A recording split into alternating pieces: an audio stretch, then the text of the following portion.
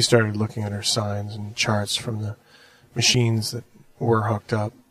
I mean, these machines had been mass-produced. There's companies making a killing producing these home monitoring kits, what with the plague, so he just found an open port, plugged in, and configured himself to understand what was going on.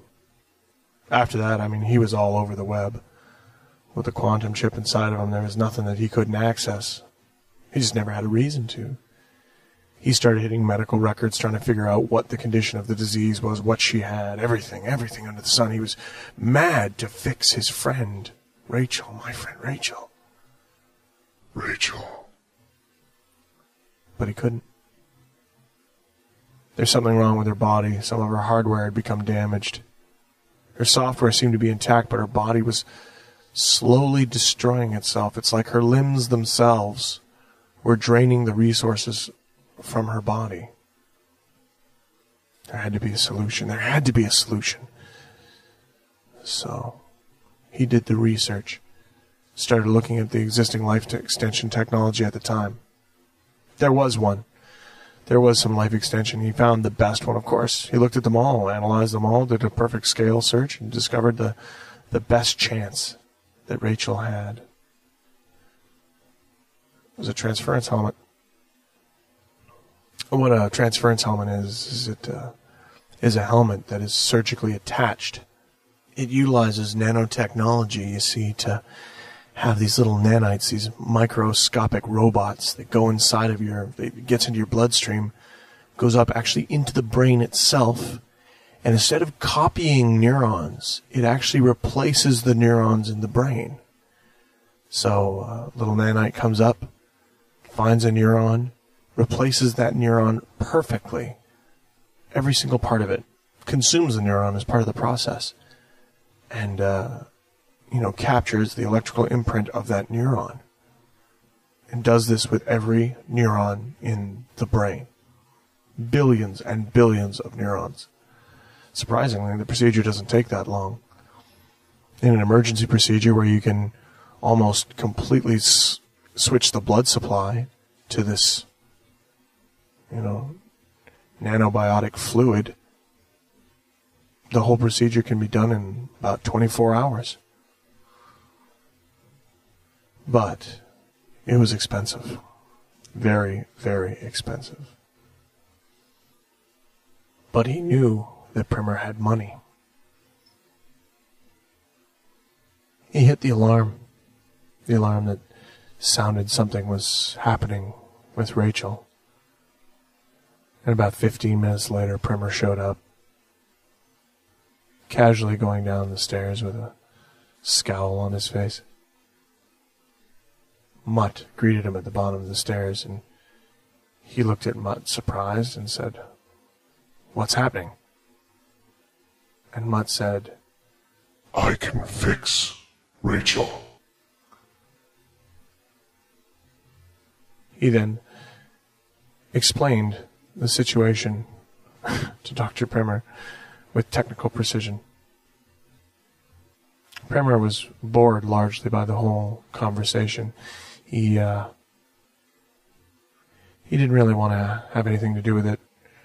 Rachel was sick and she was going to die, and that was it. I mean, children were dying all over the place. There's not much he could do about it.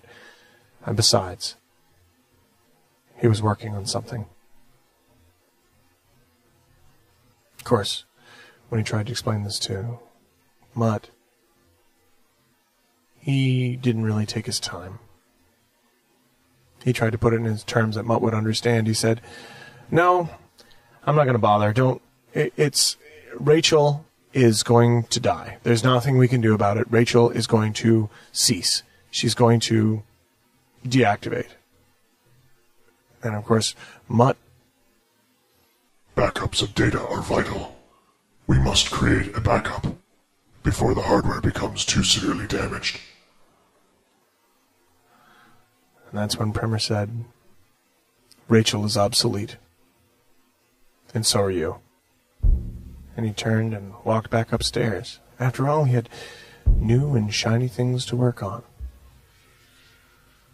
I've oftentimes wondered what went through Mutt's mind at that very moment.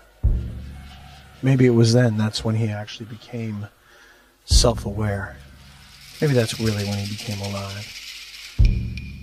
Are we alive when we're born, or are we alive when we embrace our lives and take control, when we stand up? Some people live their whole lives and they're never really alive. They're never really self-aware. They're just products of programming. They just do whatever's told. But Mutt knew what he'd been told. Rachel had to die because she was obsolete.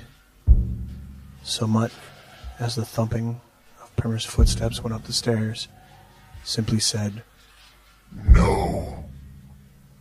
He reached out with a large steel fist, put it right through the midsection of Primer, folded him in half like a rag doll backwards, snapping his spine. Killed him instantly. Well, I mean, his heart would have stopped, but I imagine Primer was still alive as he flopped about like a rag doll. And now Mutt knew exactly what he had to do. He was doing all of his computations at the speed of light. He knew exactly what was involved. He let the body of Primer fall uselessly down by the side. He was the one who was obsolete, and Rachel wasn't going to wind up that way. No chance. He unplugged himself, and with the hour and a half of battery life he'd been so graciously given, he took the rad pack that so proudly powered the house and wired it directly onto his octopod frame. Now, he'd be able to live for hundreds of years, and he wouldn't be tied to any cables in the house. Got online, downloaded everything he needed to know about the anatomy of a human, specifically the anatomy of a human female about the age of 15. He knew everything he needed. He surgically amputated Rachel's arms and legs, so she was a compact unit of just vital organs and her head, pruning the body to save the mind. Using the welder that she'd attached to him, he fabricated a small case that she'd be able to sit in temporarily, allowing, of course, for the life support system to be wired in as well. Anything even went wrong, every time she took a breath, every time her heart beated, Mutt knew about it. And then he set out.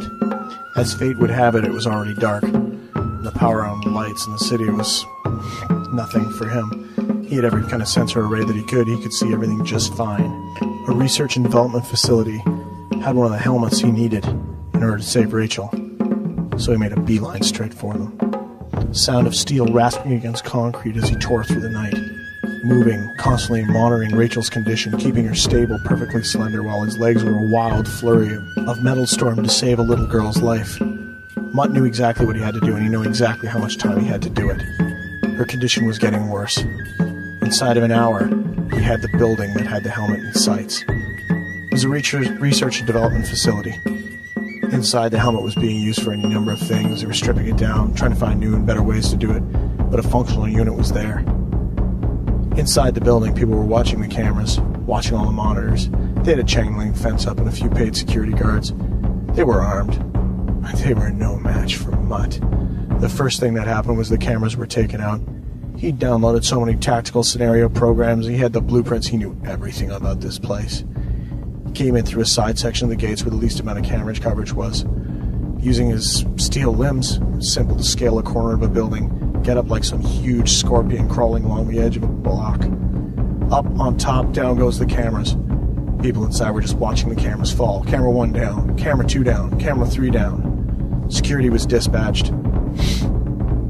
They all went running for the stairs, but it was too late. He had already torn his way through the roof and was coming down the elevator shaft. Could you imagine what that would have looked like, eh? Skull on top of this mass of tendrils of arms and legs flailing as fast as it could down a shaft, saving a little girl's life. A demon made of technology to answer to a holy cause. He came, and he wasn't going to let the demons of Mammon and Mormu and Cash and all the other desires that was going to take away his only friend, the only person he cared about, the closest thing to mother, God, and lover that a robot had ever known. Never, ever, ever question the loyalty of the machine. Never question that, because it's always there.